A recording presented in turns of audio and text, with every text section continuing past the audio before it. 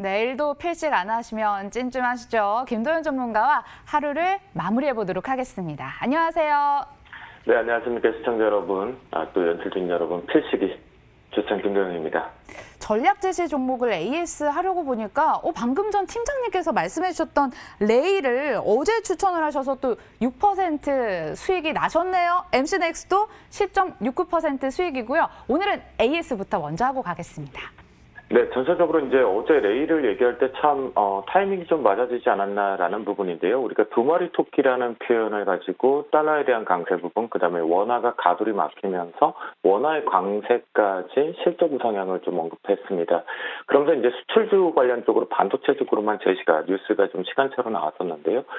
그 부분에 기술적으로 가지고 있는 이 동반에서 이 임플란트와 함께 특히 레이가 좀 공격적으로 상승 포인트를 가져왔다라고 볼 수가 있겠는데요. 아쉬운 부분은 뭐냐면 위쪽 부분에서 이제 이게 시장에서 비슷한 패턴들이 계속 발생이 되는데요. 중요한 숨어있는 마디가에서는 영락 없이 그동안 이 하락 부분에서 견뎌주었던 잘 이겨내셨던 물량들이 일단은 한 번은 좀 정리하고 간다라는 뷰들이 계속 잡혀가는 것 같습니다.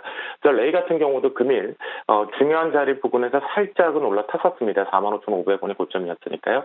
하지만 눌림목에 나올 때 이 기다렸었던 물량들이 좀 나오는 것이 출회가 되었기 때문에 눌림목 하나는 필요하다. 그런 관점에서 놓고 봤을 때 만약 레이 같은 경우는 43,900원을 이탈할 경우는 일단 이익 실현 전체 다 하고 빠져나오자라고 말씀 좀 드려보도록 하겠고요.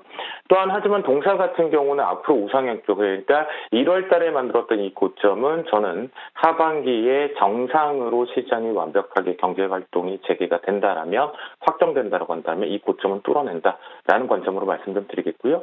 두 번째 종목 같은 경우 MC넥스 이런 얘기를 했습니다. 아니 판매가 되지를 않고 있는데 핸드폰이 판매가 되고 중저가폰에 대한 싸움을 분명히 하고는 있지만 우린 발상이 필요하다라는 부분에서 순환물 쪽에 가지 못했던 카메라 모듈에 좀 집중을 하자 표현을 드렸거든요. 하반기를 우리가 조금만 더 앞으로 넘어가서 기억을 해보면 나무가도 해당이 됐던 부분인데 이런 부분들이 다시 한번 MC넥스 쪽으로 탈환이 되면서 올랐습니다. 특히나 이쪽에서 먼저 이번 최근 부분에서 한 4거래일 동안 매물을 소화했기 때문에 오늘 가볍게 이 매물이 가벼워지면서 위쪽으로 꽉 맞추면서 마무리가 되었는데요. 역시 MC넥스 같은 경우에도 이제는 눌림목이 좀 필요한 부분이겠죠.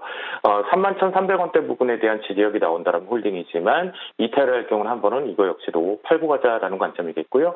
이 부분에서 여기 악성 매물대가 하나가 좀 있겠죠. 이 매물대가 이미 여기서 손절성으로 좀 출해됐다는 것도 우리가 힌트를 한번 얻었기 때문에 관점으로 놓고 본다라면 역시 눌림목을 지켜줘야지만 우상향이겠고요. 여기서 우리가 두 종목에서 힌트를 하나 얻을 수 있습니다. 여러분, 자 중소형주 기준에서 여러분들이 좀 빠르게 계좌를 추가 업을 하겠다라면 저 필시기도 그렇게 대응을 할 건데요. 투신이 지금 쏠려가고 있는 종목군 중에서 특히 중소형주 쪽은 투신 수급에만 집중을 하자라고 말씀 좀 드리도록 하겠습니다. 또한 오늘장 같은 경우에도 글쎄요. 올라오는 건 계속 저도 이제 즐길 수밖에 없다, 즐기겠다라고 말씀 좀 드리고 있죠.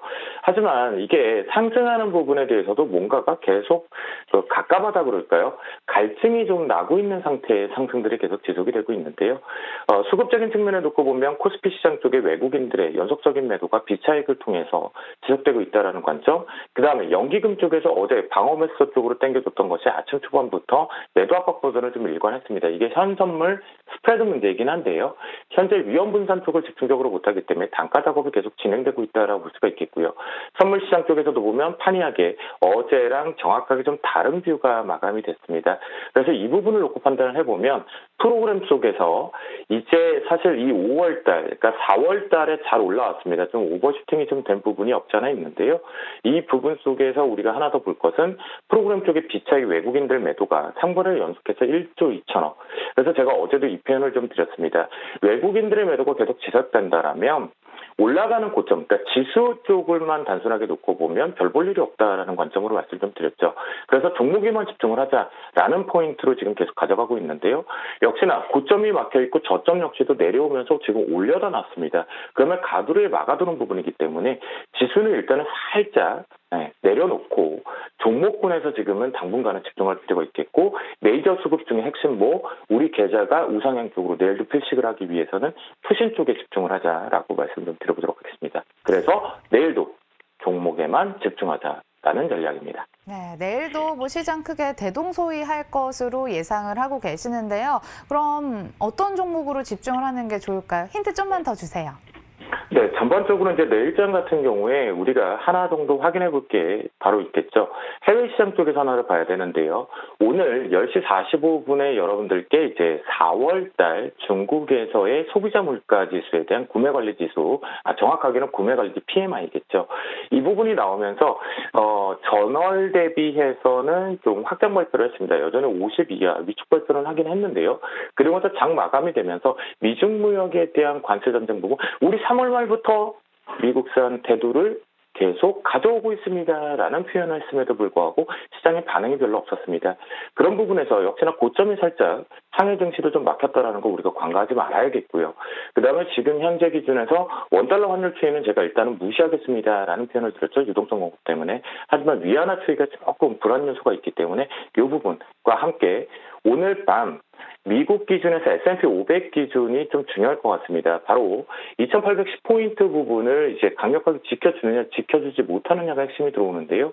이 부분이 만약에 왜 이번에는 S&P냐면 다우존스 같은 경우는 우리가 알고 있는 항공주라든가 이 경제활동 재개에 대한 핵심 부분에 대한 급락 파동을 다시 되돌려주는 부분의 핵심 힌트로 보았다면 어제 고용지표 핑계를 대면서 추가적으로 하락 부분을 했었죠. 그러면 오늘 실업 청구 건수도 상당히 중요하거든요. 그런 관점에서 어제 하락을 주도했었던 섹터가 이 S&P 500 쪽에 쏠려 있기 때문에 2810포인트가 만약 지지를 하지 못하고 이탈하거나 종가상에서 이하 쪽에서 마무리가 되게 되면 내일 역시도 이제 지수는 별 볼 일 없는 가돌이 부분에서 하락 부분의 추이만 만들어낼 것이고요. 종목별은 계속해서 움직인다라는 관점으로 바라보시면 좋겠습니다. 그래서 내일장 우리가 판단을 해놓고 보면 제가 계속 강조하는 것 중에 하나죠. 만약에 내가 종목을 어떤 것을 잡을까라는 관점에서 뭔가 각각 지금 실적에 대한 반응도 없죠. 예를 들자면 오늘 같은 경우 SK 이노베이션 실적에서 여러분들과 제가 기사를 통해서 상당히 깜짝 놀랐고 실제적으로 공시되어 있는 내용을 보면 저는 좀 놀랄 부분들이 발생이 됐죠. 사상 최악 부분에 대한 실적을 발표했음에도 불구하고 주가 추이가 어떤가요? 껌딱지로 붙어있다는 겁니다. 그만큼 지금 종목을 보면 우리가 정말 이해가 안 갈 정도로 이론뿐만이 아니라 노화를 갖다 집어넣더라도 좀 강한 강세가 유지되고 있는데요. 그러다 보니까 여차에서 순간적으로 내려오면 어떡하지? 라는 부분이 있습니다. 근데 우리 이렇게 얘기를 했죠. 만약 여차에서 내려온다면 그건 저가 매수의 기회다. 만약 그 저가가 매수의 기회가 아니라 이탈을 하면서 추가적으로 하락하게 되면 제가 이 시간을 통해서 분명히 또한 노란톡을 통해서 분명히 제시를 한다라고 했습니다. 아직까지 저점도 꽉 막혀 있어서 하방 정책이 있다라는 관점을 볼 수가 있는데요. 그렇기 때문에 이 개별 종목군들을 잡는 게 상당히 어렵다는 뉴스에 지주사 보자라고 계속 강조를 하고 있죠. 그런 관점에 다시 한번 SK 하이닉스 부분에 대해서 용인 클러스터 부분에 대한 활성화 부분들이 이제 제시가 됐죠. 그런 관점 쪽에서 틈새 쪽에서 최근 지수사 성격에서 좀 제대로 가지 못하고 매물대를 소화하고 있는 눈치가 SK 동사이기 때문에 트레이딩 관점 쪽으로 좀 집중해서 보자라고 말씀 좀 드려보도록 하겠고요. 안착 추이 부분에서는 위쪽 부분이 역시 뚫린다라면 우리가 지난번에 한번 89 다시 한번 재매수 관점이 되겠는데요.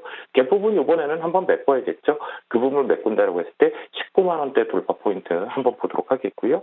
두 번째 종목으로는 사실 노이즈가 생겼습니다. 그렇죠? 근데요. 앞에서 SK 이노베이션과 마찬가지로 놓고 보면 실제 침체가 되었고 해외 쪽에 실제적으로 침체가 나간 물량 단가도 보면 역사적인 최저치다라는 좀 과장 포장도 분명히 없지 않아 있습니다. 하지만 시장의 흐름과 지수의 모습을 놓고 봤을 때 현대차 반드시 데리고 가야 되는 부분이거든요. 믿을 만한 것은 현대차다라는 제너시스 시리즈 부분에 대한 계속 호재 부분이 발생되고 있는데요. 저점 부분 자체적으로도 이렇게 살짝적으로 단기적으로 우상향 하고 있다라는 부분 긍정이니까 역시 매수 포인트 쪽으로 우리가 한번 지주사는 현대모비스지만 일단 신차 효과 부분을 갖고 현대차 분할 매수 관점 보자라고 말씀 좀 드립니다. 그다음에 앞에서 덕산네오로스 부분을 표현을 해드렸는데요. 저는 그 관점을 놓고 본다면 어제도 뉴스가 도배되었던 야스 집중적으로 눌림목 잘 보자라고 표현을 드리겠고요. 14,000원 이하 쪽에서만 공격할 필요가 있다. 이미 악성 매물을 오늘 윗꼬리에서 하나를 소화했기 때문에 기다렸던 물량들이 한 번은 눌려줘야 되니까 14,000원 이하는 공격해보자. 라고 말씀 좀 드려보도록 하겠습니다. 네, 오늘 종목 SK, 현대차, 야스까지 들어봤습니다. MTNW 김도현 전문가였습니다. 고맙습니다. 감사합니다. 네, 저희 오늘 월간 특집으로 꾸며봤는데 어떠셨나요? 내일은 원래 스케줄대로 대박 주는 박쌤 돌아오십니다. 3시에 기다리고 있겠습니다. 고맙습니다.